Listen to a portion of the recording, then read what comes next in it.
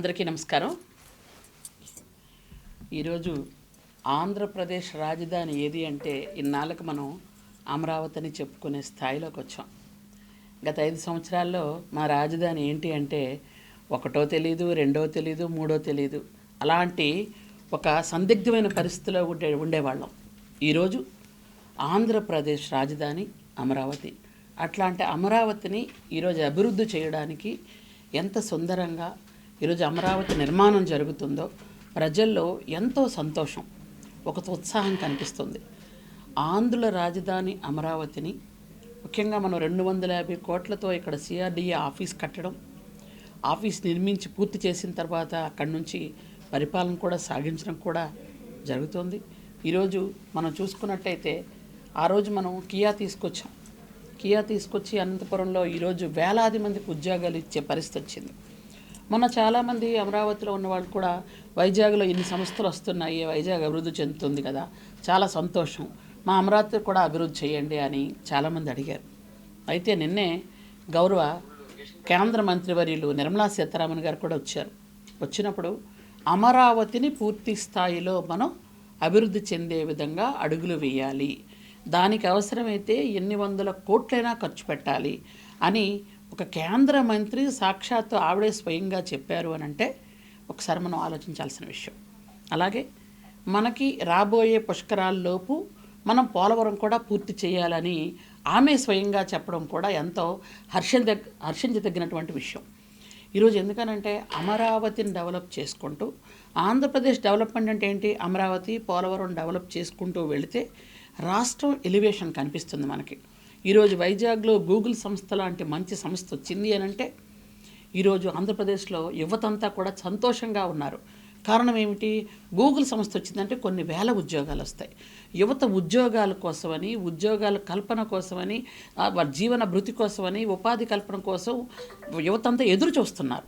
ఇలాంటి సమయంలో మనకి ఇంత మంచి ఉద్యోగాలు వస్తున్నాయి. అలాగే అమరావతిలో కూడా ఈరోజు మన అసెంబ్లీ కానీ, కోర్టు కానీ ఇట్లాంటివన్నీ ఏర్పాటు చేసుకోగలుగుతున్నాం. ఈరోజు మనం ఇంతమంది అంటే దాదాపు 50,000 పైన ఎకరాలు అమరావతికి రైతులు స్వచ్ఛందంగా ఇస్తున్నారంటే నిజంగా రైతులకు చేతులెత్తి నమస్కారం పెట్టాల్సిన అవసరం ఉంది. వాళ్ళు ఎంత స్వచ్ఛందంగా అమరావతి డెవలప్ చేయాలి, మా అమరావతి అని వాళ్ళు ఎంతో సంతోషంగా భూములు ఇస్తున్నారు.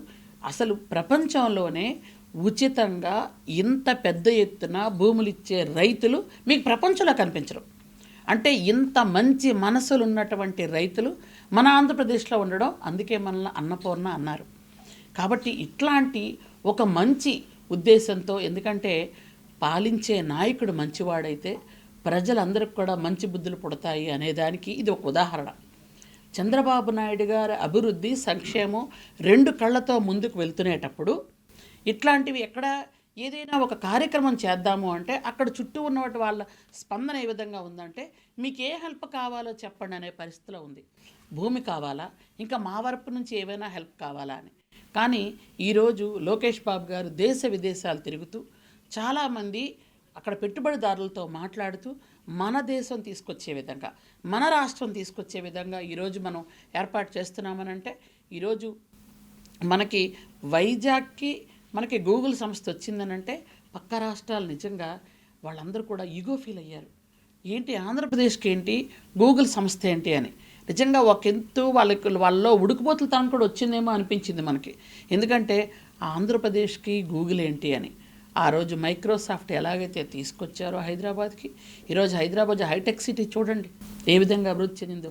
ఆ రోజు చంద్రబాబు నాయుడు గారు చేసినటువంటి ఆ ఒక చిన్న మొక్క నాటితే ఈరోజు మహావృక్షంగా వెలిగింది అక్కడ.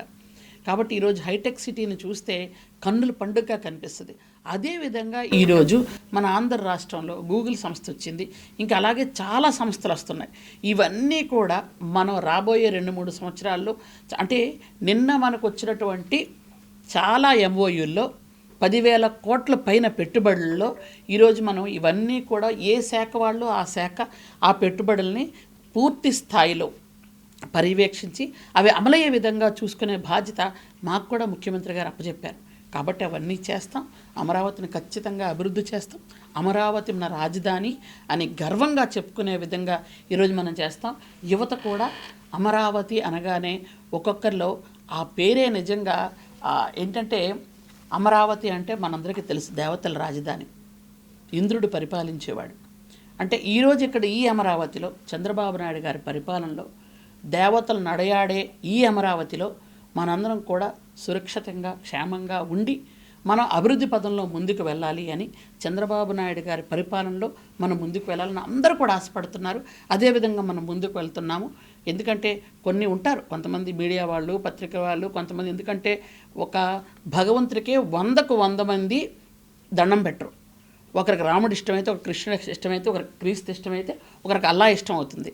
కాబట్టి ఒక మనిషిని 100 మంది పొగడాల్సిన అవసరం లేదు. కానీ మా చంద్రబాబు నాయుడు గారిని 100కు 100 పొగుడుతున్నారు. ఎందుకు అని అంటే ఈరోజు పార్టీలో లేని వాళ్ళు కానీ, మామూలుగా సామాన్యంగా ఉన్నవాళ్ళు కానీ, మధ్యస్థంగా ఉన్నవాళ్ళు కానీ చంద్రబాబు నాయుడు గారి చాతుర్యం, ఆయన విజన్, ఆయన క్రమశిక్షణ, ఆయన పట్టుదల ఈరోజు మన రాష్ట్రాన్ని అభివృద్ధి పదంలో నడిపిస్తుందని ప్రతి చిన్న పిల్లల నుంచి పెద్దవాళ్ళ వరకు కీర్తించడం నిజంగా మాకు చాలా సంతోషంగా ఉంది. Thank you very much. ఈరోజు ముఖ్యంగా అమరావతిని రూపుదిద్దించడంలో నిన్న క్యాబినెట్లో కూడా మనం పూర్తి స్థాయిలో దీని మీద చర్చ కూడా జరిగింది. క్యాబినెట్లో కూడా మనం ఏంటంటే నిర్మలా సీతారామన్ గారు వచ్చారు. ఎందుకంటే అమరావతిలో వచ్చి ఆమె అడుగుపెట్టిన తర్వాత అమరావతిని డెవలప్ చేయాలి అని ఆవిడ మాటల్లో కూడా అంటే కేంద్రం కూడా పూర్తి సహకారం అందిస్తుంది అని ప్రజల్లో కూడా ఒక మంచి ఒక మెసేజ్ వెళ్తుందని కూడా మేము చాలా సంతోషంగా ఫీల్ అయ్యాం. కాబట్టి చంద్రబాబు నాయుడు గారి ఆధ్వర్యంలో మేమందరం కూడా ఖచ్చితంగా చక్కగా పనిచేసి మన రాష్ట్రాన్ని అభివృద్ధి పదాలు నడిపిస్తామని మీ అందరికీ తెలియజేస్తున్నాను. Thank you. మీకు ఈరోజు లాస్ట్ టైము బాధుడు చూసిన తర్వాత ప్రజల్లో చాలామందిలో అవి ఉంటాయేమని అనుకుంటున్నారు. ఈరోజు మీరు చూడండి ఒకసారి వెళ్ళి, ప్రజల్లో కరెంటు ఛార్జీలు తగ్గుతున్నాయి. అది ప్రజలందరూ కూడా అందరూ చూస్తున్నారు, వింటున్నారు. అలాగే నిత్యావసర వస్తువుల ధరల్లో కూడా చాలా వరకు తగ్గాయి, అవి కూడా ప్రజలు చూశారు. అలాగే మనకి జిఎస్టీ తగ్గిన తర్వాత కేంద్రంలో ఈరోజు చూసుకోండి, మొన్న 25,000కు కొన్న ఏసీ ఈరోజు మనకి 18,000కి వస్తుంది. ప్రజల్లో ఒకలాంటి ఆనందం, సంతోషం పెరిగింది. కాబట్టి రేట్లు తగ్గిస్తూ అభివృద్ధి చేస్తున్నటువంటి చంద్రబాబు నాయుడు గారిని చూసి అందరూ మెచ్చుకుంటున్నారు తప్ప కానీ ప్రజల మీద భారం వేయడానికి ఎటువంటి పరిస్థితుల్లో కూడా ఈ ప్రభుత్వం, ఈ కూటమి ప్రభుత్వం ముందుకు వెళ్ళడం లేదు. అలాంటి ఆలోచన లేదు. జిఎస్టీ తగ్గించి భారం తగ్గించాము. ఇంకా అది మాత్రం మేము ఖచ్చితంగా చెప్పగలం. అంటే ఏదో ఒక కంప్లైంట్ పెడితే వాళ్ళే నోరు మూసుకొని ఊరుకుంటారు అనే. ఈరోజు సాలూరు నియోజకవర్గంలో అభివృద్ధి జరుగుతుంది అని అంటే మా చంద్రబాబు నాయుడు వల్ల జరుగుతుంది. మా చంద్రబాబు నాయుడు గారు నాకు ఇస్తున్నటువంటి నిధుల వల్ల జరుగుతుంది. మా లోకేష్ బాబు గారు నాకు ఇస్తున్నటువంటి ఒక ఉత్సాహం, ఒక మోటివేషన్ వల్ల జరుగుతుంది. ప్రతి గ్రామం కూడా మీరందరూ చూస్తుంటారు, ప్రతి గ్రామం కూడా నడిచి వెళ్తున్నాం. ఎందుకంటే రహదారులు లేవు, అలాంటి వాటికి రహదారులు వేస్తున్నాం. డోలీ మోతలు తగ్గించాలని ప్రయత్నం చేస్తున్నాం. అలాగే ఆ రోజు మేము 14-19లో హాస్పిటల్ శంకుస్థాపన, 100 పడకల శంకుస్థాపన చేస్తే కనీసం ఒక పైసా నిధులు కూడా ఇవ్వకుండా గత 5 సంవత్సరాలు ఒక ఉప ముఖ్యమంత్రి మా నియోజకవర్గం ఉన్నా వదిలేశారు మీరు. నేను ఈరోజు దానికి నిధులు తీసుకొచ్చి హాస్పిటల్ పూర్తి చేశాను. సంవత్సరం 3 నెలలు అయింది. వచ్చే నెల నేను దాన్ని ప్రారంభోత్సవం పెడుతున్నాను. అలాగే రోడ్లు, నేను ఈరోజు మారుమూల గిరిజన గ్రామాల్లో రోడ్లు కావాలని పవన్ కళ్యాణ్ గారిని అడిగితే, అన్న నాకు మాట ఇచ్చి మీకు మారుమూల గిరిజన గ్రామాల్లో రోడ్లు వేస్తామని చెప్పి ఒకసారి మా నియోజకవర్గం కూడా వచ్చి చూసి ఒక రోడ్డుకి శంకుస్థాపన చేసి కూడా వచ్చారు. అంటే ఇలాంటి పెద్దలు, సీఎం గారు, డిప్యూటీ సీఎం గారు, విద్యాశాఖ మంత్రి లాంటి పెద్దలు నాకు సపోర్ట్ చేస్తున్నారని, నేను నియోజకవర్గాన్ని డెవలప్ చేస్తున్నానని, ముఖ్యంగా అరకు పార్లమెంట్ అంతా కూడా డెవలప్ చేస్తున్నానని, ఎస్టీ మంత్రిగా ఎస్టీలకు ఇంతకు పూర్వం మీరు ఏవైతే ఇబ్బందులు పెట్టారో ఆ ఇబ్బందులు పూర్తిగా తప్పించి గిరిజనులందరికీ కూడా ఇంతకు పూర్వం మీరు ఏవైతే 18 పథకాలు తీసేశారో ఆ పథకాలన్నీ కూడా ఒకటికొకటి పునరుద్ధరిస్తున్నాం. ఈరోజు హాస్టల్స్లో ఎక్కడ కూడా ఇబ్బంది లేకుండా ఒకటికొకటి అన్నిటికీ ఆర్ఓ ప్లాంట్లు ఇవ్వటం కానీ, అన్నిటికీ అందరికీ కూడా మంచి భోజనం పెట్టడం కానీ, యూనిఫామ్ కానీ ఇవన్నీ చేసుకుంటూ వెళ్తున్నాం. ఈరోజు మౌలిక సదుపాయాల కల్పనకే ఎక్కువ డబ్బులు ఖర్చు పెడుతున్నాం. ఇలాంటి పరిస్థితుల్లో మీరు తట్టుకోలేక నియోజకవర్గంలో ఉనికి కోల్పోతుందని కొంతమంది పెద్దలు స్టేట్లోనే వాళ్ళు నాశనం అయిపోతున్నారని. ఇప్పుడు సాక్షి పేపరు, సాక్షి టీవీ ఏవైతే ఉన్నాయో, నిన్న మా జనాలను మీరు చూసుంటారు. దాదాపు 300-400 మంది జనాలు రోడ్డు మీదకి వచ్చి ఎందుకు మా మేడం గారిని ఎంత ఇబ్బంది పెడుతున్నారని కార్యకర్తలే స్వయంగా బయటకు వచ్చి ధర్నా చేసిన పరిస్థితి మీరు ఎప్పుడైనా చూసారా?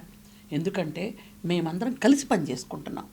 మేమందరం తారతమ్యాలు లేకుండా అందరూ అన్నదమ్ముల జిల్లా పని చేసుకోబట్టే ఈరోజు సాలూరు నియోజకవర్గం అభివృద్ధి చెందుతుంది. ఆ అభివృద్ధిని చూడలేక మీకు నిజంగా దమ్ము ధైర్యం ఉంటే నన్ను రాజకీయంగా ఎదుర్కోండి, నన్ను మీరేం మాట్లాడాలంటే కనుక మాట్లాడండి. అంతేగాని నా బిడ్డల జోలికి వస్తే మాత్రం తస్మాత్ జాగ్రత్త, ఊరుకోను. ఈరోజు ఎవరు కంప్లైంట్ ఇచ్చారో రేపు తెలుస్తుంది కదా, వారం రోజులో 10 రోజులు నేను పోలీసులు ఎంక్వైరీ చేయమని చెప్పాను. నేను కనీసం పోలీసుల్ని మనం ఏది కూడా ప్రభావితం చేయకూడదనే ఉద్దేశంతో మా పిఏని కూడా తప్పించి నేను ప్రత్యక్షంగా నేను దేంట్లోని దూరను, మీరు చెయ్యండి అని చెప్పాం. పోలీసులకు ఎంక్వైరీ చేయమన్నాం. పోలీసులకు వారం రోజుల్లో 10 రోజుల్లో తేలిపోద్ది కదా, సైబర్ నుంచి ఫోన్ డేటాస్ వస్తాయి కదా. వచ్చిన తరువాత అప్పుడు నేనంటే చూపిస్తాను. ఎందుకో తెలుసా, నా మీద మీరేం అలిగేషన్ చేసినా నేను పడతాను, కానీ నా బిడ్డల మీద చేస్తే నేను పడను. నా బిడ్డలు చదువుకుంటున్నారు, నా కొడుకు చదువుకుంటుంటే వాడి భవిష్యత్తు పాడు చేయాలని ఒక గిరిజన మహిళ వెనక్కి బ్యాక్గ్రౌండ్ లేకుండా కష్టపడి పనిచేస్తూ అంచెలంచెలుగా ఎదుగుతూ చంద్రబాబు నాయుడు గారి ఆశీస్సులతో ఈరోజు ఎమ్మెల్యే అయ్యి మంత్రి అయ్యి ఈరోజు అందరికీ అందుబాటులో ఉంటూ అందరికీ తల్లో నాలికలాగా మా ఆడపడుచులాగా ఉంది అని నా కార్యకర్తలు నన్ను అందరూ కూడా ఎంతో అభిమానిస్తున్నటువంటి ఈ తరుణంలో ఎలాగైనా ఈవిడ్ని ఇబ్బంది పెట్టాలి, నన్ను ఇబ్బంది పెట్టాలనుకోండి, మీకు ఎలా కావాలంటే అలా చేసుకోండి, ఎలా కావాలంటే అలాగ ఇబ్బంది పెట్టండి. మీరు ఏం మాట్లాడితే నేను సమాధానం చెప్తాను, మీరు ఏమడినా నేను సమాధానం చెప్తాను. నా బిడ్డలు ఇందులో ఎందుకు తీసుకొస్తున్నారు? ఇది నిరూపణ ఎలాగో కాదు, నాకు తెలుసు, నా బిడ్డ సంగతి నాకు తెలుసు. ఎందుకంటే నా సాలూరులో నా బిడ్డ సంగతి తెలియని వాళ్ళు ఎవరు లేరు. ఎవ్వరు కూడా ఇది నిజమా అని అలాగ ఆశ్చర్యంగా చూస్తున్నారు అందరూ కూడా. నా బిడ్డను మీరు కావాలి అని హ్యూమిలేట్ చేసి ఇబ్బంది పెట్టాలనుకుంటున్నారు. సరే, ఈరోజు రేపు ఎల్లుండు 2-3 రోజులు నేను నా కొడుకు మేము ఇబ్బంది పడితే పడతాం. నేను ఇబ్బంది పడను, ఎందుకంటే నాకు ఇలాంటి దెబ్బలు 10-25 ఏళ్ళ నుంచి అలవాటు అయిపోయినాయి నేను. కానీ నా బిడ్డ 25 సంవత్సరాలు పూర్తిగా లేని బిడ్డ కొంచెం ఇబ్బంది పడుతున్నాడు. కానీ తెలుస్తుంది వారంకో 10 రోజులకో, అప్పుడు చెప్తాను నేను. ఎవరు కేసు పెట్టారు, ఎవరు పెట్టించారు అన్నీ బయటకు వస్తాయి పోలీసుల ద్వారా. బయటకు వచ్చిన తర్వాత అప్పుడు చట్టం న్యాయం తన పని తను చేసుకెళ్తుంది గ్యారంటీగానే. వ్యక్తిగతంగా అంటే ఆ నియోజకవర్గంలో గత 3 సార్లు వైసీపీయే గెలిచింది. మొన్నసారి నేను గెలిచాను. మొన్నసారి నేను గెలిచినప్పుడు వాళ్ళు తట్టుకోలేకపోయారు. 3 సార్లు వాళ్ళు గెలిచిన తర్వాత ఇప్పుడు ఓడిపోవడం ఒకటి తట్టుకోలేకపోతారు. ఇంకోటి, సాక్షి అనేది నీతి, జాతి, మానం, మర్యాద, సిగ్గు, లజ్జ, సీము, నెత్తురు, న్యాయం, ధర్మం ఇవేమీ మచ్చుకోడు లేనటువంటి ఒక పేపరు, ఒక ఛానల్. అంతెందుకండి, నేను ఒక ఆడపడుచుని, మీ అందరికీ ఆడపడుచునని మీరు అనుకుంటున్నారు. సాక్షి ఆడపడుచు ఎవరు? జగన్మోహన్ రెడ్డి చెల్లి ఉంది కదా, ఆమెనే, ఆ షర్మిల గారినే తండ్రికి పుట్టలేదని అదని ఇదని ఆమె పాపం వ్యక్తిత్వ హననం చేసి ఆమె తండ్రిని మార్చి ఆమెకే వాళ్ళంత దారుణంగా పేపర్లు రాశాక నాలాంటి వాళ్ళని రాయాలని ఎలాగనుకుంటారండి మీరు? అంటే వాళ్ళకి తల్లి చెల్లి అని భేదం ఉండదండి. కాబట్టి ఈరోజు నన్ను, నా కొడుకుని బజార్కి ఏడ్చాలనుకుంటున్నారు. కానీ నా కార్యకర్తలను గుండెలో పెట్టుకొని దాచుకుంటారు, నన్ను గుండెల్లో పెట్టుకొని చూసుకుంటారు. నా కార్యకర్తలు నేను ఇక్కడ ఉన్నానని నా కార్యకర్తలు అక్కడ పోలీస్ స్టేషన్కి వెళ్ళి ముందు ఎంక్వైరీ చేయండి, ఎవరు తప్పైతే వాళ్ళు చూడండి, మా మేడం గారి మీద ఎందుకు వస్తున్నారు అని డైరెక్ట్గా అడిగితే, ఇంతకు పూర్వం నా కాళ్ళు పట్టుకొని ఉన్నటువంటి సాక్షి వాళ్ళు నా దగ్గరకు వచ్చి క్షమాపణ చెప్పారు తప్పు అయిపోయిందని. అట్లాంటి వాళ్ళకి సిగ్గులే ఉండాలి కదా. అంటే అప్పటిది మర్చిపోయారా మీరు? ఆ రోజు నా కొడుకు పుట్టినరోజు తప్పని మీరే ఒప్పుకున్నారుగా. ఎక్కడ చేశారు? విజయవాడలో చేసుకున్నారు, తిరుపతి కాదని చెప్పింది మీరేగా. ఈరోజు ఎలాగ, ఏం ఆధారం ఉందని చూపిస్తున్నారు? మీకు మీరే మార్ఫింగ్ చేసుకొని మీకు మీరే చూపించేసి ఇది కరెక్టు అంటే నేను నిరూపించుకోవాలా? అందుకే పోలీసులకు చెప్పాం, పోలీసులు తేలుస్తారు. తేల్చిన తర్వాత అప్పుడు ఎవరిది కరెక్టు ఎవరు తప్పు అని తేలుతుంది. అప్పుడు పోలీసులు వాళ్ళ డ్యూటీ వాళ్ళు చేస్తారు.